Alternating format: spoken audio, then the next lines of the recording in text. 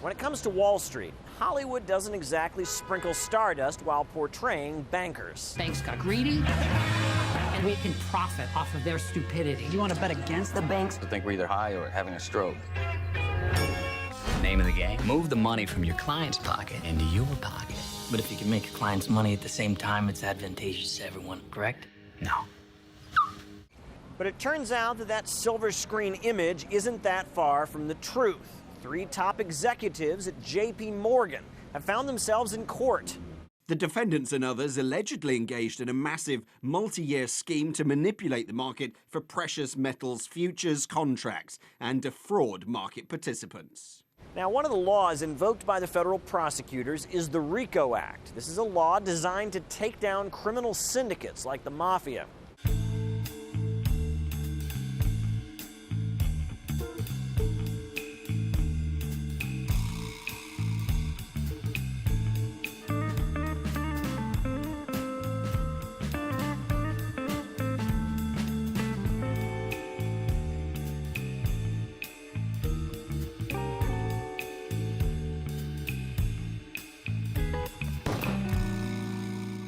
So what exactly did these J.P. Morgan guys do? Well, according to the indictment, federal prosecutors say they used an illegal method called spoofing to mess with the price of silver. Well, let's say that you flood the market with orders for silver. This creates the impression that the demand is higher, and you cancel all of those orders. Now, this is illegal because it essentially makes the price yo-yo in an illegitimate synthetic way, not according to the natural cycles of the market. It is illegal to do this just once, but apparently these J.P. Morgan guys were doing it for an entire decade. Now, it's worth mentioning that at this point, J.P. Morgan owns roughly 50% of the world's silver, so messing with the price of it certainly had big implications for them.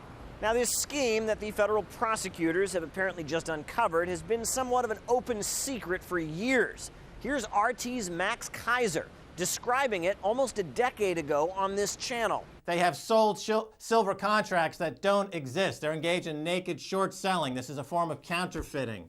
Well, here's modern-day Max telling us exactly how they got away with it for so long.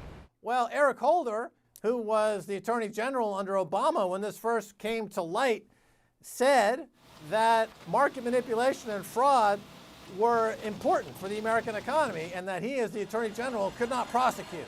And that too big to jail was a part of the legal landscape of America now. And so bankers were given a green light to commit massive fraud. So that was the message from the Department of Justice under Eric Holder, was commit all the fraud you need as long as we support the U.S. dollar.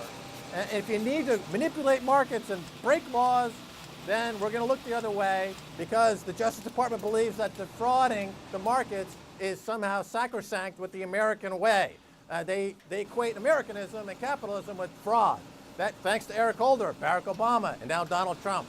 This is the American economy. We've been reporting on it for years, as you know. These indictments, we're curious to see if anything comes out of it. So far, nobody has really paid a price for committing massive fraud.